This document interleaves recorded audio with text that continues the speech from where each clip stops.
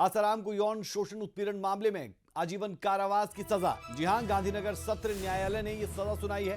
अहमदाबाद के आश्रम में शिष्या के साथ दुष्कर्म किया था, जिस मामले को लेकर आसाराम को अब आजीवन कारावास की सजा हुई है। बता दें कि जोधपुर जेल में आसाराम अभी बंद है और अब इस मामले में भी आजीवन कारावास की सजा बापू आसाराम को हुई है।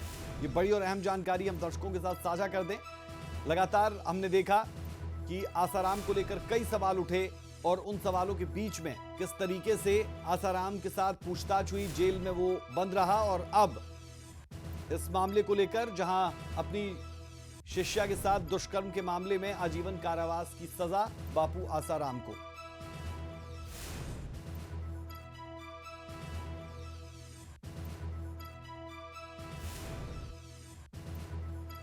इसी खबर पर ज्यादा जानकारी के साथ हमारे संवाददाता विनय सिंह जुड़ रहे हैं।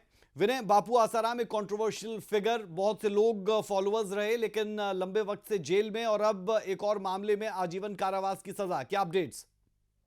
बिल्कुल, आसाराम को एक बार फिर सजा मिली है और ये वही एक तरह से मामला कहें तो पहले भी आसाराम जो सजा काट रहा है, दुष्कर्म के आरोप में सजा काट रहा है और जो सजा हुई है वो भी दुष्कर्म के मामले में सजा हुई है। और चूंकि कल की बात करें तो कल आरोप तय किए गए थे, आरोपी तय किया गया था आसाराम को और आज सजा का ऐलान होना था, जिसके बाद आजीवन कारावास की सजा आसाराम को दी गई है। और अगर हम इस केस के मामले में, अगर इस केस के इतिहास में जाएं तो ये लगभग 22 साल पुराना मामला है। हालांकि इस मामले में जो एफआईआर है वो साल 2013 में दर्ज की गई थी और लेकिन ये मामला 2001 का है, जिसमें आरोप लगाया गया है एक शिष्या जो कि आसाराम की शिष्या थी कि दुष्कर्म किया गया है उसके साथ। उसके बाद 2 साल 2013 में एफआईआर होती है, उसके बाद जांच आगे बढ़ती है, पुलिस चार्जशीट दायर करती है और जिसके बाद लगातार लंबी सुनवाई जो सेशन कोर्ट है गुजरात का वहां चलती है। कल आरोप तय होते हैं और हालांकि इस आरोपों में और भी लोगों के नाम शामिल थे, लेकिन अन्य को कल कोर्ट ने बरी कर दिया था, लेकिन आसाराम को दोषी करार दिया था, जिसके बाद सजा का ऐलान किया गया है। और चूंकि जब सुनवाई चल रही थी इस मामले में, जो पीड़ित पक्ष था वो ये कह रहा था कि आसाराम पहले भी इसी तरह के मामले में सजा काट रहा है, तो इसलिए इस बार जो सजा दी जाए आसाराम को, ऐसी कड़ी सजा दी जाए ताकि आगे से भविष्य में कोई इस तरह का कदम ना उठा सके।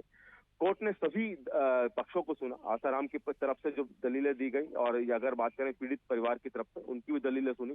दोनों पक्षों की सुनने के बाद कल जो सेशन कोर्ट ने आरोप तय किए गए थे, सजा तय करने के लिए आज का दिन चुना गया था। आज लंबी बहस चली, जिसके बाद ये तय किया गया कि आजीवन कारावास की सजा आसाराम को दी जाएगी। हालांकि आसाराम फिलहाल अभी जोधपुर जेल में एक जो इसी तरह के एक और अन्य मामले में जो कि रेप का ही मामला है उसमें सजा काट रहा है, तो उसके बाद अब दोबारा जो एक अन्य मामला जो सामने आया जिसपे 2013 में एफआईआर हुई, उसके बाद अब आज फिर आसाराम को एक अन्य मामले में आजीवन कारावास की सजा सुनाई गई है। जी बिल्कुल विनय, और बड़ी बात यही कि ऐसे जो खुद को तथाकथित संत महात्मा बताते हैं उन पर कैसे एक मामला चलता है, एक मामले में वो दोषी करार होते हैं, दूसरा मामला आता है उसमें वो दोषी करार होते हैं। और दूर क्यों जाएं, हरियाणा में जिस तरीके से राम रहीम पर कई मामले चले, साध्वी यौन शोषण मामला हो, छत्रपति हत्याकांड हो, इन तमाम मामलों में वो भी जेल काट रहे हैं। फिलहाल पैरोल पर बाहर है। बेहद शुक्रिया तमाम जानकारी के लिए।